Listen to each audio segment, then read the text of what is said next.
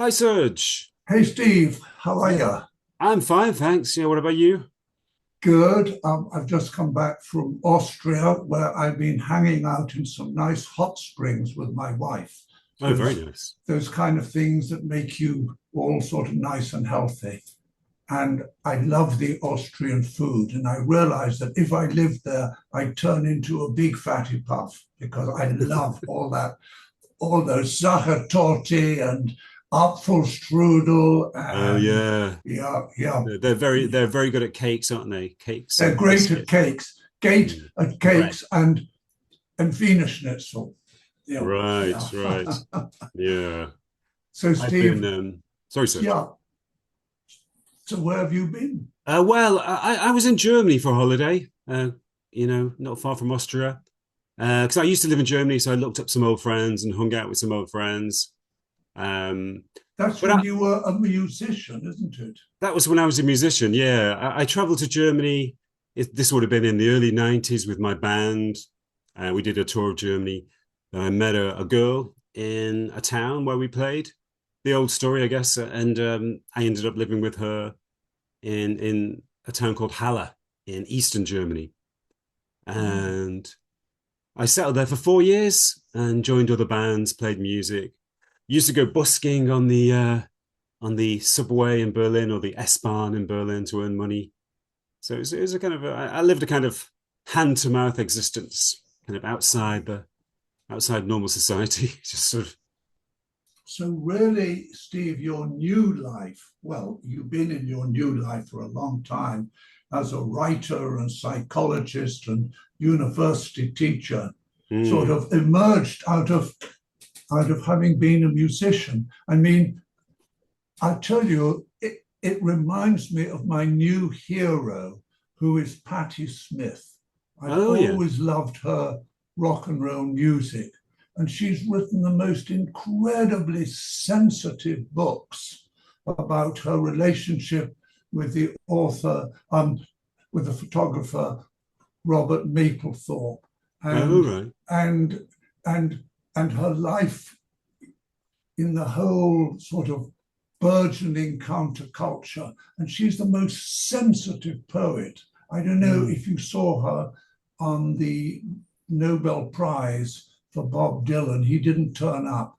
And she Mm. sang song to the Nobel contingent, Desolation Road by Bob Right. Dylan. I No, I mean, didn't see that. yeah, absolutely beautiful. But Yeah. she's so sensitive. She's my new hero. And, Right. you know, She's interesting because she's one of the there aren't many poets and singers. She's one of the singers who are also poets, like Leonard Cohen's another example, I well, guess. exactly, Mm. exactly. And there's not sort of many sort of pop singers who are inducted into the Rock and Roll Hall of Fame and have the highest award, the Guerre d'Honneur, the highest sort of medal that is given in France, the Croix d'Honneur. Oh wow. Wow. So, Yeah. Well, I've been writing about one of my heroes. I've always been a big admirer of D.H. Lawrence, and I oh yeah, started kind of spontaneously writing a book about him about 2 months ago. So it's kind of overtaken me, and I've been writing very intensely on this new book on D.H. Lawrence, who was also a great poet. A lot of people know him as a novelist, but to me, he was a great poet, particularly in the last phase of his life when he was dying of tuberculosis, mm-hmm. from which he died at the age of 44. In the last months of his life, he wrote a lot of really beautiful spiritual poems about death and about the spiritual fulfillment he was experiencing in the face of death and about the glory of being alive in the present moment. So, How yeah, I'm interesting, isn't it, Steve? How many great creative people find greater life emerging as death beckons. yeah. I think that was in terms of D.H. Lawrence, that was maybe the important factor in his whole life because he was always close to death. He almost died when he was 2 weeks old. He wasn't expected to survive childhood. I mean, a lot of children did die young at in the 19th century when he was born. And every few years he had a serious illness like pneumonia and almost died. So he was always kind of hovering on the brink of death. And I think that that death awareness was the main factor in his consciousness. I think it was a stimulant to perceive the world in a very intense way. Oh, really interesting, because it's the same with Patti Smith, who Oh was yeah, a very ill child. She had tuberculosis, and was always being ill as a child. And then as she grew up, all those closest to her died. And so she had really. to, and so her great life, her poetry, came again in the shadow of death, which sort of makes us realize, Steve, how close life and death are. Yeah, I've always thought that most human beings take life for granted. We don't realize that we are mortal. There's a part of our consciousness that kind of thinks, oh, I'm actually immortal. I'm not going to die. And we live from day to day, kind of ignoring the fact that death is a reality and that we could die at any moment. We are going to die. But there's some sort of mechanism in our consciousness that switches us off to the reality of death. Yeah. But when we are forced to become aware of the reality of death through maybe a bereavement or a serious illness or an accident, then everything can change. We can really wake up to the preciousness of and the temporariness of life. Because inside you and I, Steve, our cells are dying all the time.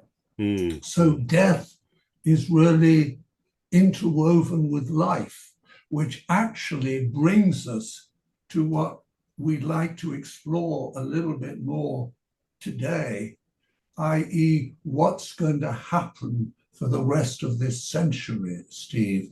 Is yeah. humanity going to make it?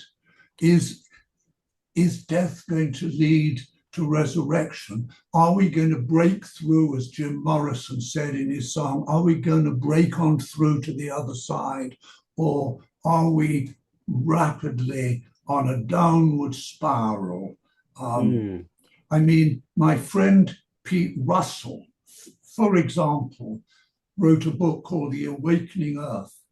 And he doesn't believe that humanity is going to pull through because of our species' relentless drive to exponential growth. And he says that our innovations create feedback loops that accelerate change ever faster, but our brains are wired to think in linear terms. So we're unable to grasp the consequences, and I think about AI. This mhm. runaway pace of development, he says, creates an escalating stress on personal, social, and planetary systems, making systemic breakdown increasingly likely. And Pete doesn't assign blame. That's why he called his book Forgiving Humanity. He suggests this is an inevitable fate for an intelligent, technologically empowered species. And Yeah. eventually, the pace of change will overwhelm our ability to adapt, leading to breakdown and our likely extinction. Well, what do you think about that, Steve? I agree to Heavy. an extent, but I think the essential problem is even simpler than that. Mm-hmm. I think, even though it seems quite simplistic, all of the problems that we're facing as a species can be traced back to one distinct cause, and that is ego separation. And I think, as I expressed it in my book before, there was a certain point in history, or rather prehistory, when human beings developed a strong sense of separation. I called it the ego explosion. Before then, human beings did not experience themselves as separate individuals. They had a sense, I'm sure they had a sense of individuality, but they didn't perceive themselves as separate. They didn't live in duality. And I think this happened around 6,000 years ago, 4,000 BC. There was a certain point when human beings seemed to develop a new sense of individuality. And there were lots of cultural signs of this. Suddenly you get hierarchical societies, you get wealthy individuals who are buried with lots of wealth and possessions rather than communal burials. And suddenly you get patriarchy, which arises at this time. Also, warfare develops at this time. Early human beings were not warlike, and they were also not patriarchal. early human societies were egalitarian, both in terms of gender and in terms of social classes. Well, there weren't any social classes, but there were lots of signs that a sense of individuality developed at this time, and that's when social chaos erupts. That's when warfare, patriarchy, hierarchy, and oppression erupt. Also, this is when the human beings first become theistic. They start to believe in gods who are overlooking the world, and that sense of separation also had some positive effects. It also led to a new sense of an acute intellectual ability, a new ability for abstract and logical thinking, or an enhanced ability for logical and abstract thinking, which gave rise to a lot of new inventions, a lot of technological innovations.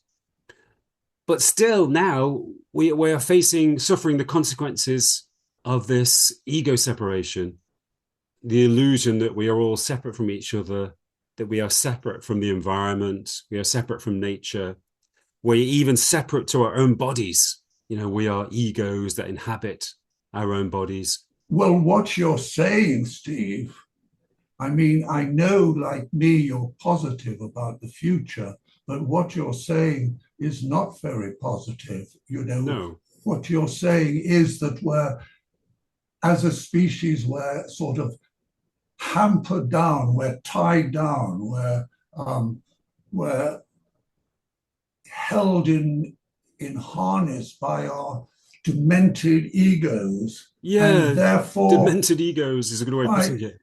by our demented egos. And now what's happening is that the billionaires seem to be taking over the world, who seem to have an agenda that is mainly in their own interest. It's pretty Armageddon oriented, but it seems to be that they're all,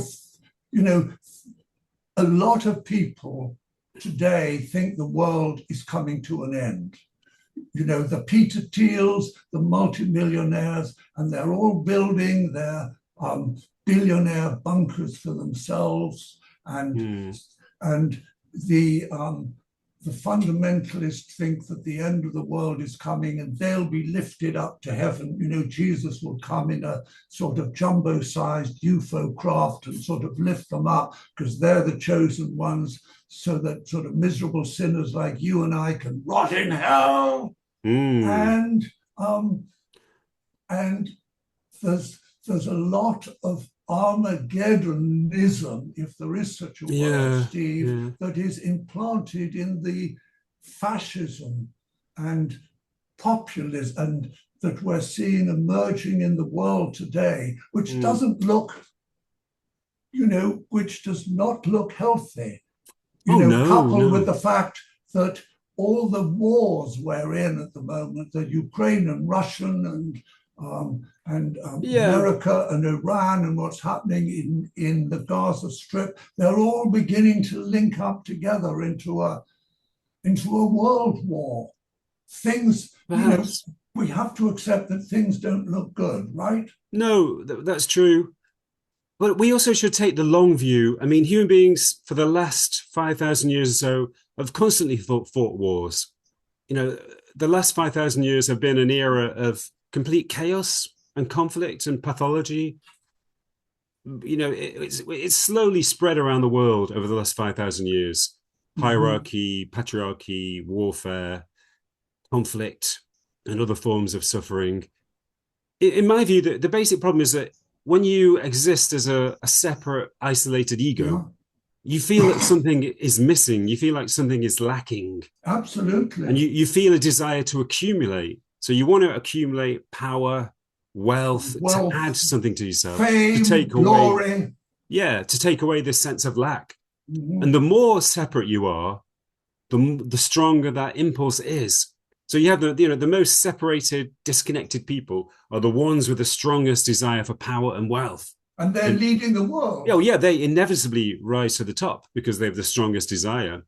And so, you end up in the situation, as you described, Serge, where, our world is dominated and led or governed by these extremely separate and disconnected people. So it does not look, you and I are both optimists and idealists and visionaries. I think we can sort of give ourselves these roles. We've both written books about how we're going to how we are going to break on through. But, Hmm. you know, everything that you've just said kind of adds to the difficulty. And, Yeah. Well, and I mean, I would say that I am a pessimist and an optimist. I have mixed feelings. a possibilist, maybe, a possibilist, A could you be? possibilist. Yeah. A pessi optimist, maybe. Well, I would say that there are signs of optimism, and I can trace them back to about 250 years ago. Again, this comes from my book, The Fall, and also my book, The Leap. I suggest that about 250 years ago, a change in consciousness began to Mm-hmm. arise. If you look at the second half of the 19th century, it was an amazing time. There were so many social advances, so many progressive movements that happened, that occurred or developed at that time. So first of all, you have the movement for democracy and equality, represented by the French Revolution, the American Constitution. You have the Romantic movement in poetry, in music, and art. And then you have social advances like the beginning of the women's rights movement, the animal rights movement, the anti-slavery movement. They all arose at this time. So it was as if there was a new sense of empathy spreading around the world. And I call this the transform movement. It was a moment when people began to transcend the separate ego. They began to empathize with one another, to feel compassion for each other's plights or predicaments. So it was a new sense of connection between human beings, which gave rise to all of these new social movements. And so these movements are happening underground. I think it's interesting that our social media does not talk about these things. All we get sent, the price of houses, the latest disaster, and how many people have been killed in Ukraine or Russia. Mm. That's what's on the news. So we don't have a positive news. I'll tell you, Steve, about 40 years ago, me and a couple of friends, we realized that the Vogue magazine in England had an issue on Tibetan Buddhism, and it sold more copies of the Vogue magazine than it had ever sold. And so we Really? thought, let's get together and start a positive magazine, and and we got some money together. It actually never happened. Oh, right. It actually never happened because our sponsors, in the end, thought that it wasn't going to work. And so this Mm. vision sort of didn't happen. Oh, But it's a shame. but the movements that you're talking about, they're all kind of a little bit undergroundy or Well, I counterculturally. think Do you I think they think, or are they enough out in the open? well they've definitely been growing. Yeah. I mean, the thing about the Romantic movement was that it was a sudden upsurge in emotion, and it expressed a sense of connection to nature, Mm-hmm. but also to human beings' own inner beings. It was the first time that poets and musicians had expressed their emotions fully in their art. It was as if there was a barrier that broke down. And I think since then, it has grown. If you look at the 20th century, there have been a lot of positive developments. There's been an increasing acceptance of the body, an increasing sense of connection to the body, a transcendence of sexual repression. If we went back to the 1930s, we'd be amazed at people's attitude to sex. It was so repressive and so kind of guilt ridden, but also a sense of connection to nature. When you look at in the 20th century, the environmental movement, it expresses a sense of connection to nature and a sense of responsibility to nature that I think ultimately comes down to a sense of empathy, a transcendence of separation. And it's sort of, it recalls indigenous people's attitude to nature, a feeling that you have a responsibility to look after nature, and that nature is in some way part of your being.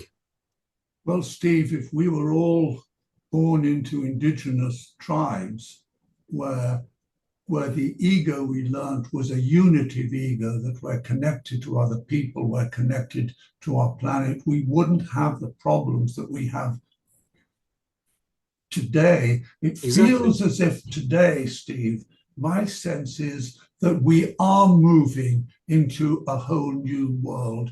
And those movements you talk about are happening. But in order to get there, we first have to face the shadow or the darkness of all the unworked through evil that humanity has experienced through the ages. In other words, I know that in my individual clients, if they're going through a breakthrough, they often have to face what in their shadow side is standing in the way, what in them fears joy, why they feel afraid of being free, why intimacy is a difficulty. They've got to work through what stands in the way of the moving forward. And it seems as if what is happening in the world, Steve, is that everything that humanity has not worked through, has not integrated, is now coming up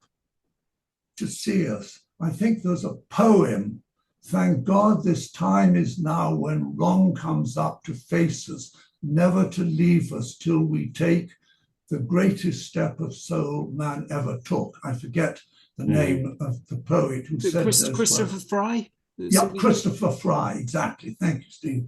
And somehow we're being faced with this because somehow at the moment, there's three things that disturb me.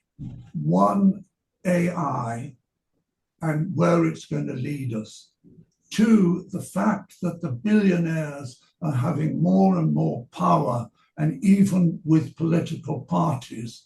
And three, the fact that war is now more prone everywhere on the planet than it's been in the last, ever since the end of the Second World War. And so there's a lot of darkness, there's a lot of evil, there's a lot of pain, there's a lot of suffering around us. That's true. But again, you could take a more positive view. Like I said before, the human race's history for the last 5,000 years has been completely full of suffering and chaos and conflict and oppression.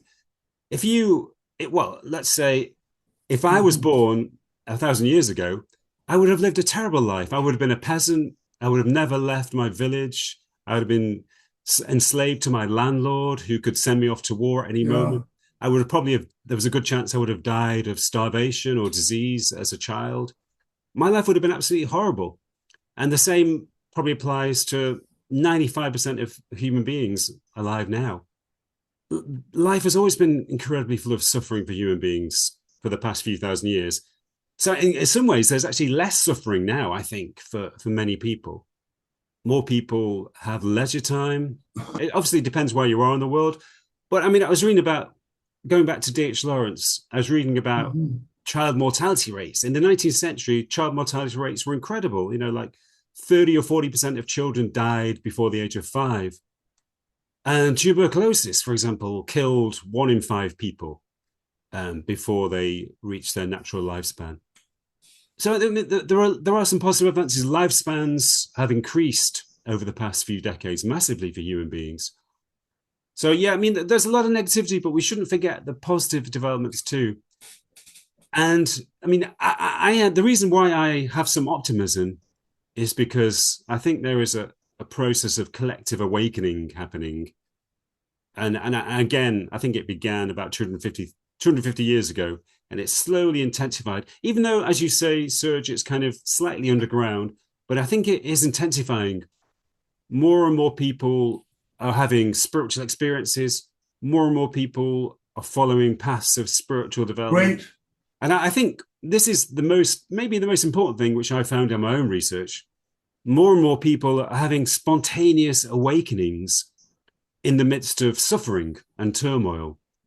I call that Well, transformation through turmoil. well, And it's Steve. almost as if there is a kind of latent awakened self in the collective human consciousness, which is slowly unfurling, if you like. I absolutely agree that while one world is sort of collapsing, is unraveling.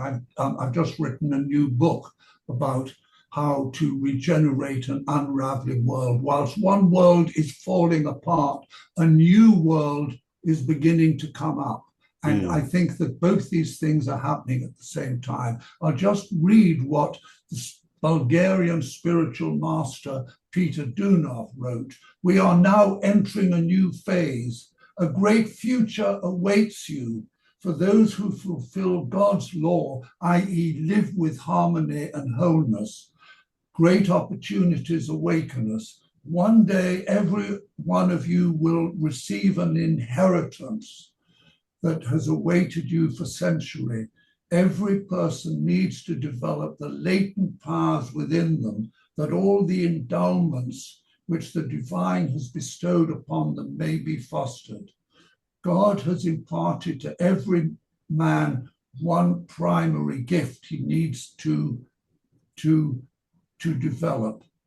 When man develops his deeper self, he'll be able to enter into communication with the advanced beings from the invisible worlds. I mean, that's pretty cool stuff, Steve. Mm, And mm. you and I, well, have both all our lives been involved with the transformational movement. I mean, I was Yeah. part of the culture in America, where where a human potential movement was growing, and we all came, together to explore how can we evolve deeper aspects of ourselves. Mm, How can mm. we be the full human being that we really are becoming? And my sense is, and this thesis is backed up by Duane Elgin in his great book, I think it's called Awakening, Respecting Earth or Awakening Earth, and Chris Bash in his new book, is that somehow, as we move into the light, that that the suffering around us is going to be part of our transformation. And Yeah. and this is a theme we've talked about. I just like to quote Duane Elgin, something Mm-hmm. he said in his book. It's the immense suffering of millions, even billions of precious human beings, Mm. coupled with the destruction of many other life forms, that will burn through our complacency and isolation.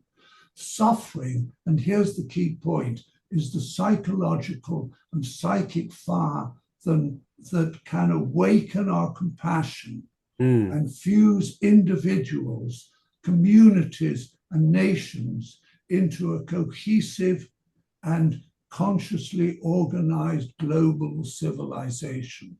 Wow, that's amazing. That's beautiful. And Chris Bash says basically the same thing.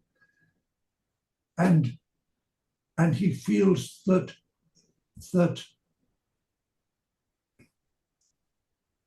he sees the species mind as a unified psychic field, and Mm. that this field, he writes, will be driven into a tumultuous state by the suffering generated by a monumental global ecological crisis. Yeah, And that yeah. in this hyper-aroused state, the species mind will exhibit the capacity for rapidly accelerated change, heightened creativity, and higher self-organization. In other Mm. Mm. words, the human psyche is going to become alive at new levels, and the interconnections that are previously not realized will begin to happen. And Yeah, yeah. and The and the yeah, sorry, Serge. yeah, no, I'll just finish this point. And he says the whole system will become alive at new levels, as if the eco crisis had allowed new and deeper levels of self-awareness to spring into being.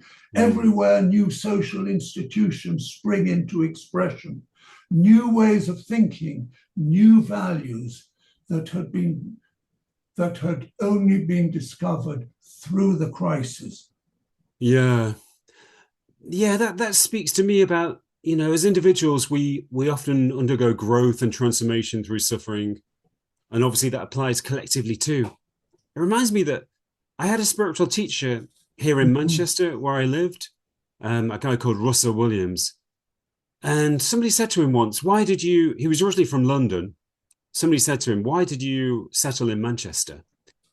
And he said, in Manchester, there's a powerful spiritual vibration. There's a powerful spirituality in the atmosphere. And I thought, in Manchester? Manchester is pretty, not very attractive industrial city. It's a city with a lot of overcrowding and some crime and so forth.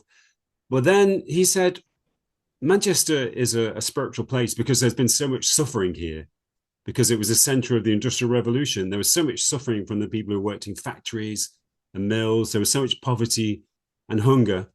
And that suffering has created a spiritual resonance. And yeah, so that's maybe an example of what you're talking about.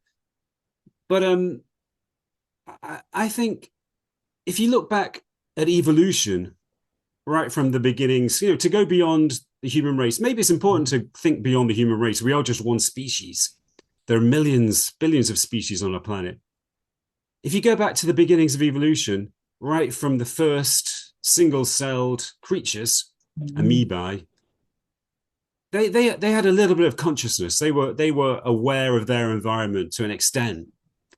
And as life became more complex, as more cells grouped together to form more complex living beings, and those cells became more interconnected, living beings became more conscious.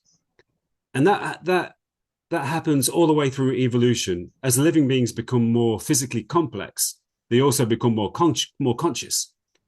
So you end up with beings like us with 100 billion brain cells, all incredibly interconnected in very, very complex ways. We also have a very intense form of consciousness. Probably there are some other animals who are as conscious, as intensely conscious as we are, like dolphins or perhaps some whales, some other animals. So all the way through evolution, you have this expansion of consciousness as living beings become more complex. And that, I think maybe what's happening now can be seen as part of that process. I think human beings are becoming more intensely conscious. Our consciousness is slowly opening. We're slowly opening to each other, to nature, and to our own beings. And in a way that's part of the whole evolutionary process, this process of opening and expansion. And that process will continue even after the human beings. Even if we survive our present difficulties and challenges and crises, even if we become extinct, other species will arise who become more conscious than us. That process is going to continue long after we've disappeared. Well, do you think we're going to disappear? I think I'm not clear. I think there are some positive trends and negative trends. It's because a question. Your poem, Steve, I quote from you. You said the human race will rise again. The chaos isn't inevitable. The evil that flows from us so easily isn't innate. Our discords are distortions, not permanent conditions, symptoms of a disease which day will be cured. You are very optimistic, Steve. I was. So are things I was in changing? An optimistic frame of mind when as I said, I'm optimistic and pessimistic. So there are those optimistic trends. We are going through a process of awakening. For me, it's a question of time. It's a question of whether that process of awakening can occur in time before the negative forces manifest themselves. more Well, aren't destructively? they manifesting themselves Well, they now? are. Yeah, I mean, that's part of the problem. But whether those negative forces is a question of whether awakening can occur before those negative processes have a really catastrophic impact. They're Well, starting to now. Well, they aren't are they starting to. beginning to? Well, they are starting to. But, who knows in 50 years what will be left? What situation will we be facing? Peter Russell, as you said earlier, Serge, he believes we're going to become extinct.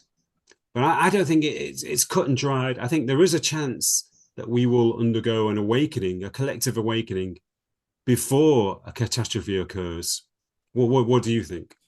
Well, well, the Hopis had their prophecies, and they believe we've suffered three previous world cataclysms. The first time the world was destroyed by fire, then by ice, and then by a deluge. And and and the Hopis say that these cataclysms were brought about by our disregard for our planet and not living to spiritual and ethical worldviews.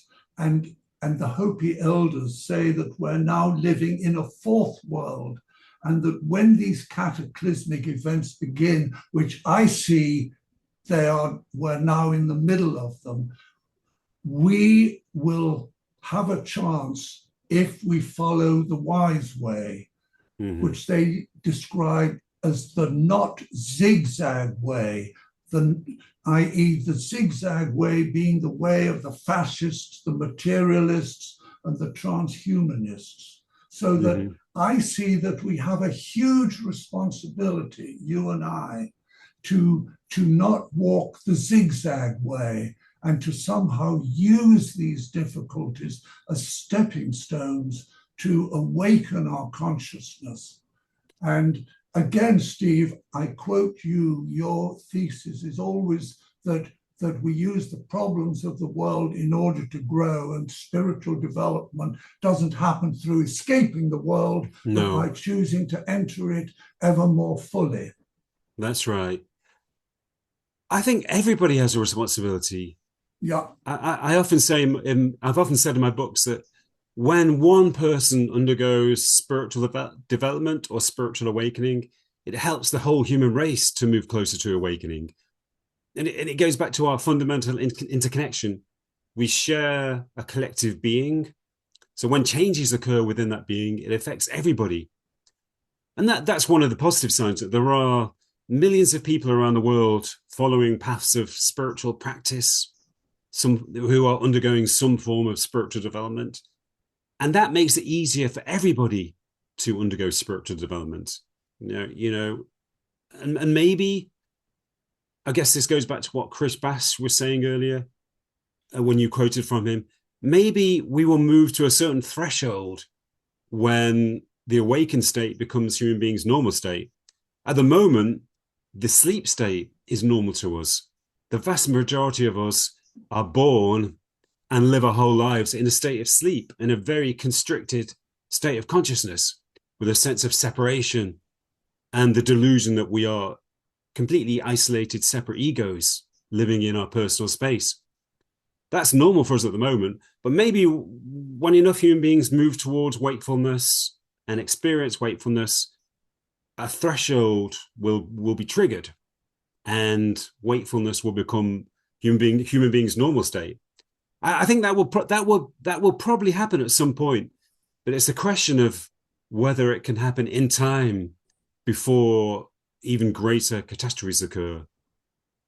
or perhaps the catastrophes, as both Chris and Duane suggest, are Mm. part of the awakening. I mean, Maybe. my sense, I've just written this book, is that to suggest that we need a warrior mentality. And yes, it's great if we manifest a higher consciousness that touches the world around us, but we also need to take on the fascists. We also need to address the evil in the world. We also need to address what underlies why we fight wars and the psychopathology of those war Yeah. leaders of the And how do we do Netanyahus. that? How do we take on the fascists, and how do we deal with these issues, do you think? Well, I've tried to explain how in my new book. I mean, I think that we have to out them for the evil that they stand for. I think that we need to take stands for a whole new way of seeing the world, and that we need to challenge those people who live lives that are anti the health of humanity. And Yeah. and I talk a lot about what's happening in America, is that those people who want to see democracy continue, they have to fight for it, not against the forces, but somehow to fight to stand for a healthier world. Yeah. And each of us have different challenges. You're doing it in your meditation life, in your being a beautiful poet and creating joy and beauty, in the books that you write that enlightened our minds. And we all have our different ways of doing this. But at this moment, I'm going to stay with the story that we're going to make it.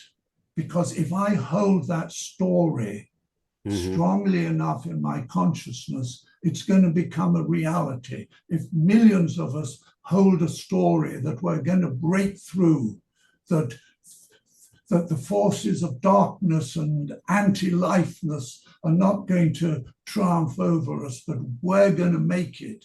We're going to break on through to a higher consciousness, then it's more likely it's going to happen. Yeah. So I have to deal with that part of me that sort of looks at what's happening with Putin and Ukraine and Trump and Iran and Netanyahu and Israel.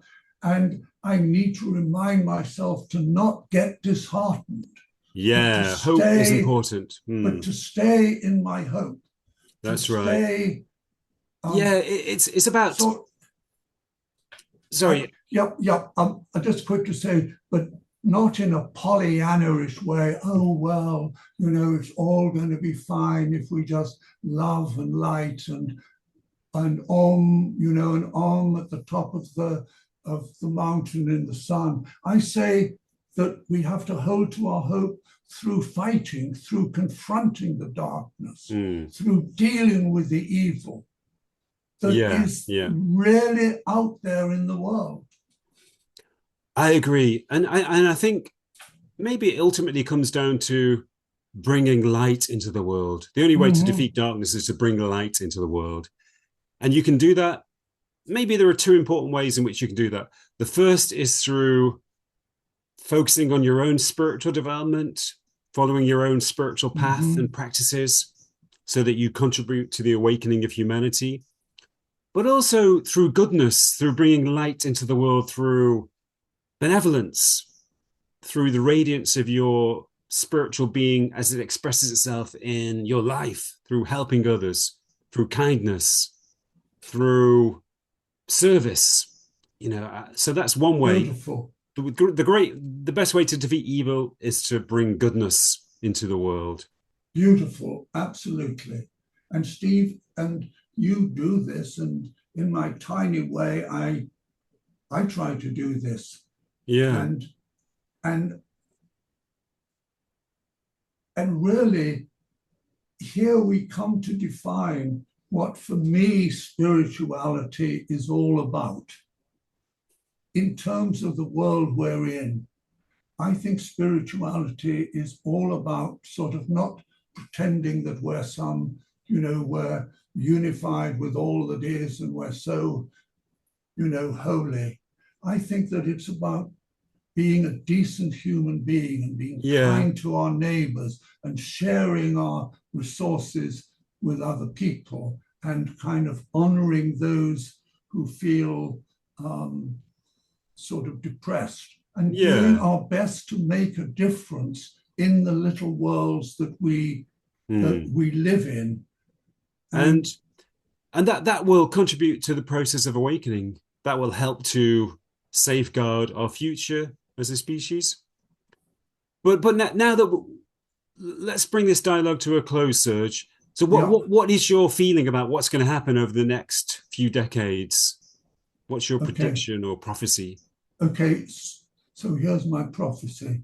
I think things are going to get a lot worse. I think a lot of the institutions we have, which are no longer smelling of roses, like the United Nations, the European Union, the International Monetary Fund, I think they're going to go into crises. I think the great, organizations like Amazon and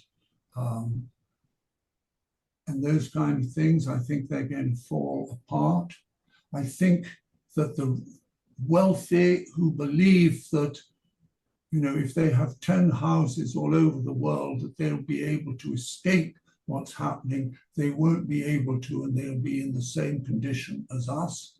And I think that we have to see a shedding of a dysfunctional system that does not work for far, far too many people. And this dysfunctional system has spawned evils like fascism and colonialism. And has allowed a situation so that the poor remain poor and the rich become richer. And that is one of the great dangers, that the money in the world at this moment is being used for the wrong purposes. And so sort of basically, I think it's going to be challenging this century. It's going to be challenging for young people. I think it's not going to be easy in every way. I think that AI is going to bring huge complications. We can talk about that at another time, but I don't think it's going to be easy. But I think that out of the ashes, that new phoenixes are going to fly, and we're going to be surprised. And we're going to be surprised at how quickly we're going to see the emergence of a new kind of world, perhaps the beginning of next century. So in the long run, Steve, I'm optimistic.